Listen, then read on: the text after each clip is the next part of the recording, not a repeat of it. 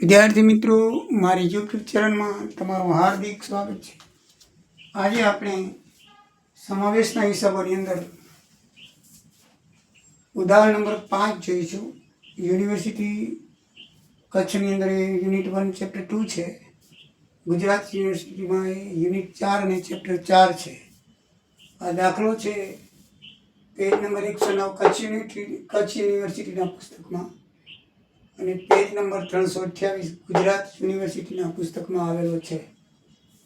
તો સૌથી પહેલાં એની મિલકતોની ગણતરી કરીએ તો આપણને જે સૂચનાઓ આપેલી છે એ ધ્યાનમાં લઈએ. સૌથી પહેલાં તમને એની રકમ બતાવી દઉં કે ઉદાહરણ નંબર 5 એ આવી રીતનું છે. આપણને પાકું સર્વે આપ્યું છે અને સૂચના 1 અને પાછળ સૂચનાઓ બીજી 4 ટોટલ 5 છે. એમાં આમ નોંધ અને બીજા ખાતા આપણને બનાવવાનું કીધું છે. તો મિત્રો, સૌથી પહેલાં જમીન અને મકાન લઈએ તો એમાં હવાલો છે કે જમીન અને મકાન 15% 25% વધારે આપવાનું. 60ના 25%, 15,000 વધારે આપી 75,000 લીધા. યંત્રોમાં 20% ઓછા આપવાના. 60,000ના 20% 12,000 બાદ કરી લખ્યા. સ્ટોક એનો જ છે. દેવાદારોમાં 5% ઘાતખાત અનામત રાખવાની. એ 37,500ના દેવાદારોમાં ઘાતખાત બાદ કરી ચોખા 35,650 લીધા. બેંક સિલક 15,000ની લીધી. એટલે આ જે ચોખ્ખી દસ્ય મિલકતો છે એ આપણે લીધી. એમાંથી દેવા 8%ના ડિબેન્ચરના છે. 45,000ના ડિબેન્ચરના 8% એનું પ્રીમિયમ લેખે 3600 રૂપિયા થાય. એ પ્રીમિયમ અને ડિબેન્ચર બાદ કરી તો કુલ દેવા 38,600 થાય. એટલે એની ચોખ્ખી મિલકત 1,51,275 આવશે. મિલકતમાંથી દેવા બાદ કરીએ તો અમે ખરીદ કિંમત પેટે શું ચૂકવ્યું છે એ જોઈએ. તો ખરીદ કિંમત પેટે 3 શેરના બદલામાં 2 શેરના બદલામાં 3 શેર ઇક્વિટી શેર આપવાની. 11 રૂપિયાનો ભાવ આપો એટલે 12,000 છે 3 ગુણી એટલે આપણે 18,000 શેર આપવા પડે. એટલે આપવા પડે 18,000. 10 રૂપિયાનો ભાવ છે મૂળ એટલે 1,80,000. ભાવ એનો 11 રાખ્યો છે એટલે 1 રૂપિયા પ્રીમિયમ થાય. એટલે પ્રીમિયમ 18,000 રૂપિયા, 18,000 શેર 1 ગુણી 18,000 પ્રીમિયમ થાય અને 1,80,000 એની મૂળ કિંમત થાય. અને પછી લખ્યું છે કે રૂપા લિમિટેડના દરેક શેર દીઠ 2 રોકડા આપવાના. તો રૂપા લિમિટેડના 12,000 શેર છે, 2 રૂપિયા રોકડા આપવાના અને 24,000 રોકડા આપવાના. તો એની કુલ ખરીદ કિંમત 2,22,000 થાય. તો પાઘડીની કિંમત આરામથી શોધી શકાય. ખરીદ કિંમત ઓછા ચોખ્ખી મિલકતો 2,22,000માંથી ચોખ્ખી મિલકતો શોધી એટલે 70,725 એ પાઘડીની કિંમત આવે. કેટલી આવે? પાઘડીની કિંમત આવે. હવે આપણે માલ મિલકત નિકાલ ખાતું જોઈએ તો એની અંદર જે બેઠે બેઠી રકમો છે એ જ લેવાની છે. જે રકમમાં આપેલી એમાં કાંઈ કીધું હોય તો ફેરફાર કરવાનો, નક્કી ફેરફાર કરવાનો નથી. આ જે છે બેઠે બેઠી હંમેશા એ જ આવશે. બરાબર છે. એમાં કેસ આપેલી છે. બેંક ખાતે જે રોકડ છે કેસ તરીકે લખશું 15,000. બાકી કરવેરાની જોગવાઈ લખ્યું છે કે કરવેરા ચૂકવવા પડશે 18,000ના જોગવાઈ કરવાની છે તો એ બેંક ખાતે આવશે. લેણદારો પણ આપણે આ બાજુ લખશું એટલે એ પણ બેંક ખાતે આવશે. બરાબર છે. અને સબી લિમિટેડના શેર ખાતે ખોટ ગઈ છે આપણને. કેટલી ખોટ છે? 3,000 રૂપિયાની. એ 3,000 રૂપિયાની ખોટ કેવી રીતે આવી કે સબી લિમિટેડના 18,000 શેરમાંથી 1/3 શેરના શેર 1/3 ભાગના શેર એટલે કે 6,000 શેર 10.5 રૂપિયાના ભાવે વેચી નાખ્યા. એટલે એના 63,000 આવ્યા. ભાવ 11નો છે તો 50 પૈસા ખોટ આવી. 6,000 શેર 50 પૈસા 3,000 રૂપિયા શું આવીની ખોટ આવી. તો એ સબી લિમિટેડના શેર ખાતે ખોટ 3,000 છે એ માલ મિલકત નિકાલ ખાતે ઉધાર થશે. લેણદારો આ બાજુ લખાશે 27,550 કરવેરાની જોગવાઈ દાખલામાં આપેલી છે 15,000. 8% ડિબેન્ચર પણ આપેલા છે 45,000. હવે આ ખરીદ કિંમત છે 2,22,000 જે આવી લખી અને રોકાણો વેચ્યા છે એમ લખ્યું છે. એના રૂપિયા આવ્યા એટલે 24,000 રૂપિયા એ આપણે લખ્યા. એની પાસે રોકાણો એટલે આપણે એમાં રોકાણો જે 22,050 ના હતા એ વેચાઈ ગયા તો એના રૂપિયા આવ્યા તો 24,000 રૂપિયા એના આવ્યા. તો એ આપણે અહીંયા લખશું એટલે આનો જે તફાવત છે ઓટોમેટિકલી આવી જશે. એટલે આમાં મિત્રો ઉધાર બાજુ મિલકત લખાય છે. પછી ખોટ ગઈ હોય આ શેરની કિંમતમાં તો એ લખાય. અને જમા બાજુ ખરીદ કિંમત અને બાકીની જે દેવા છે એ લખાય.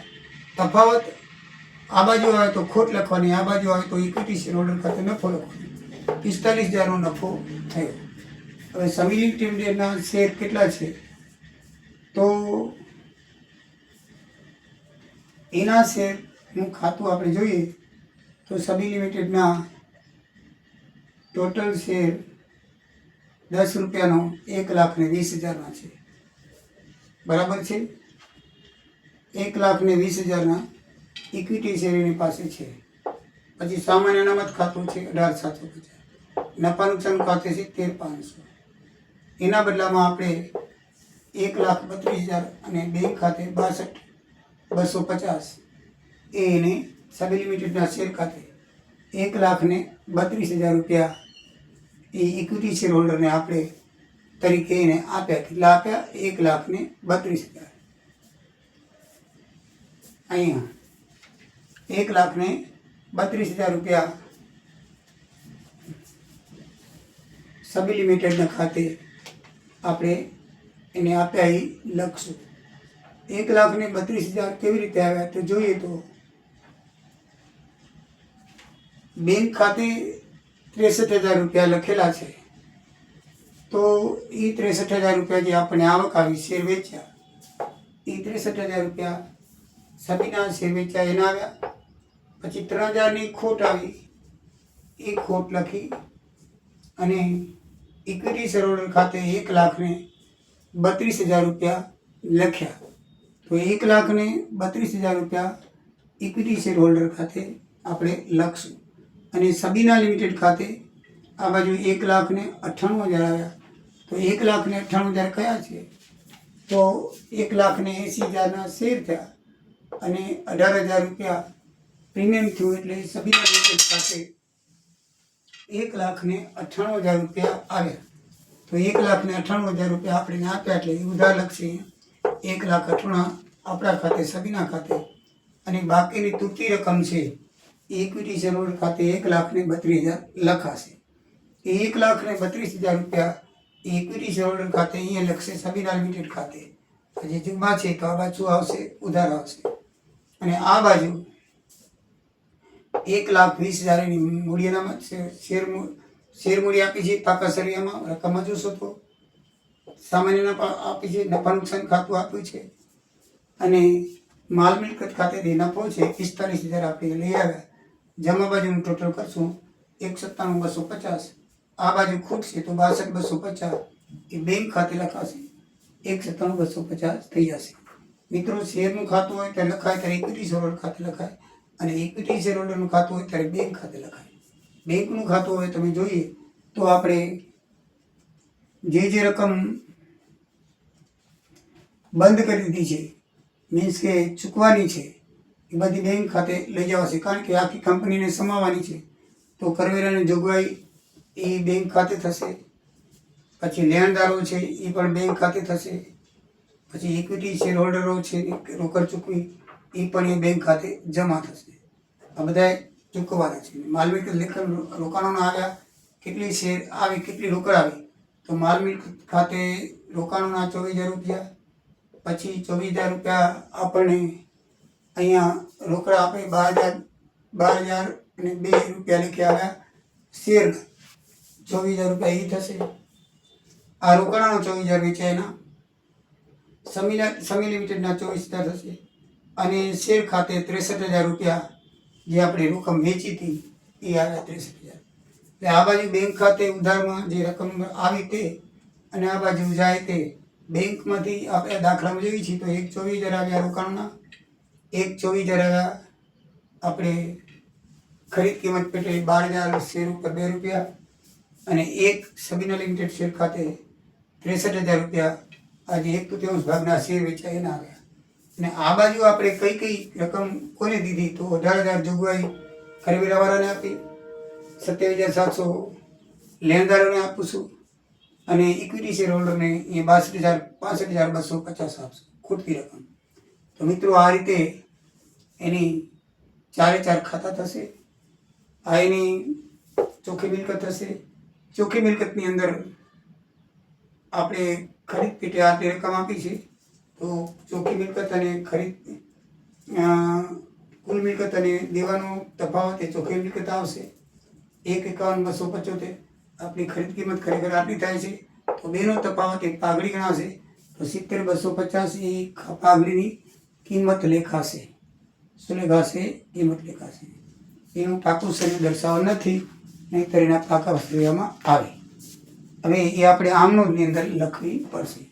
મિત્રો આમનોંધની જગ્યા નથી તો આમનોંધ આની અંદર સમજાવી દઉં તો પાઘડીની કિંમત આપણે શોધી છે 70,250 એ ઉધાર આવશે. પછી જમીન મકાન યંત્રો સ્ટોક દેવાદારોને બેંકના 15,000 સિલક જે મિલકતો છે એ બધી ઉધાર ખાતે એટલે મિલકતો ખાતે ઉધાર અને જમા શું થશે તો ગાલ ખાતાનામાં જે નક્કી કરી તે 8% ડિબેન્ચર આપણે જે શોધ્યા તે 48,600 જે લખ્યા તે અને 2,22,000 ખરીદ કિંમત. એટલે આ જે મિલકતો છે એની સામે આ ખરીદ કિંમત ચૂકવી આપણે બધું તો ટોટલ એ જમા બાજુ લખાશે અને મિલકતો બધી ઉધાર બાજુ. બીજી આમનોંધ છે એ 2,22,000 રૂપિયા આપણે લિક્વિડેટર ખાતે ઉધાર કરશું કારણ કે એ આપણે ખરીદ કિંમતે ચૂકવવાના થયા છે.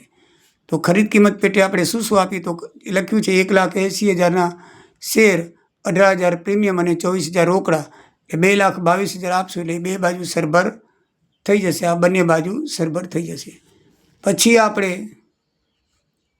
8% ડિબેન્ચરને બદલે નવા ડિબેન્ચર આપ્યા 100%.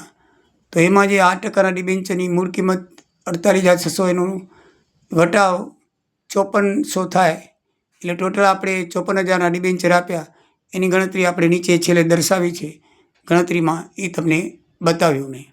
અને છેલ્લે 3,000 રૂપિયા જે છે એ ઉપર સૂચના લખેલી છે દાખલાની અંદર ખ્યાલ રાખજો. સૂચના નંબર 3 સમાવેશ ખર્ચ 3,000 ચૂકવો ચોથામાં. તો સમાવેશ ખર્ચ મિત્રો હંમેશા પાઘડી ખાતે ઉધાર કરી રોકડ ખાતે જમા કરવાનો. આ ખાસ યાદ રાખજો. સમાવેશ ખર્ચ ચૂકવાનો છે એ પાઘડી ખાતે, જો લિક્વિડેશન નહીં ચૂકવાનો તો બેંક ખાતે આવે, પણ સમાવેશ ખર્ચ છે પાઘડી ખાતે ઉધાર કરી અને રોકડ ખાતે ચૂકવી. આમ 4 આમ નોંધો થશે. તો મિત્રો આ દાખલો અહીં પૂરો થાય છે. કોઈ બાબતમાં સમજણ ના પડે તો કોમેન્ટ કરવા વિનંતી. જય સિયારામ, જય દ્વારિકાધીશ.